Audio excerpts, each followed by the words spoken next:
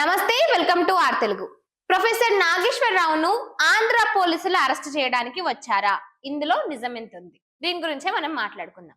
ఏదైతే ప్రొఫెసర్ నాగేశ్వరరావు ఇటు పవన్ కళ్యాణ్ గురించి, అమిత్ షా గురించి రీసెంట్ గా జరుగుతున్న ఈ కాంట్రవర్సీని చూసినట్లయితే ఆయన మీద చాలా వరకు కూడా కేసులు నమోదైనాయి. ఇటు జనసేన పార్టీ కార్యకర్తలు గాని, నాయకులు గాని, జనసేన సైనికులు గాని వీళ్ళంతా కూడా ప్రొఫెసర్ నాగేశ్వరరావు మీద తీవ్రంగా మండిపడుతున్నారు. సో ఇక దీని కారణంగానే ఆయనపై అనేక కేసులు కూడా నమోదు చేసిర్రు. అయితే ఇప్పుడు ఇటు సోషల్ మీడియాలో గాని జరుగుతున్న చర్చ ఏంటంటే, నాగేశ్వరరావును అరెస్ట్ చేయడానికి ఆంధ్ర పోలీసులు చాలా మంది తెలంగాణకు వచ్చారు, ఆయనను అరెస్ట్ చేయాలని చూస్తున్నారని అయితే వార్తలు వస్తున్నాయి. అయితే ఇదంతా కూడా ఒక ఫేకే. అసలు ఆంధ్ర పోలీసులు తెలంగాణకి రాలేదు, నాగేశ్వరరావును అరెస్ట్ చేయాలని అనుకోలేదంటూ కూడా ఆంధ్ర పోలీసులు క్లియర్ గా స్పష్టం చేశారు.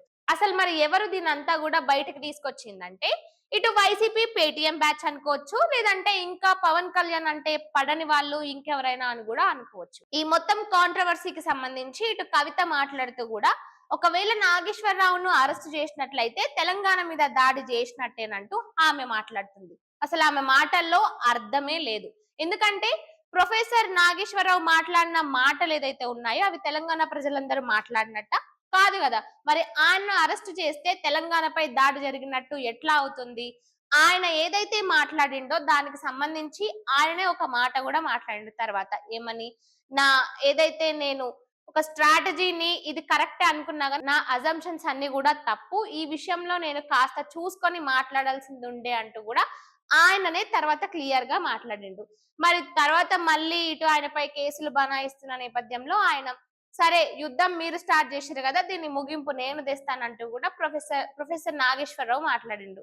సో మొత్తం ఈ కాంట్రవర్సీకి సంబంధించి ఆంధ్ర పోలీసులు అయితే తెలంగాణకి ఏమి రాలేదు, ఆయన అరెస్ట్ చేయాలని కూడా అనుకోలేదు.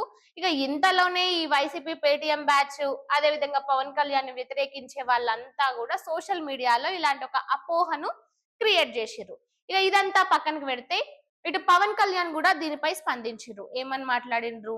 ఏదైతే ఈ ప్రొఫెసర్ నాగేశ్వరరావు మాట్లాడిండ్రో ఆ మాటలకు సంబంధించి పవన్ కళ్యాణ్ మాట్లాడుతూ, ఆయన నా గురించి ఎంతైనా మాట్లాడని, అందులో తప్పేం లేదు, ఆయన మాట్లాడడంలో కొత్త కూడా ఏమీ లేదు.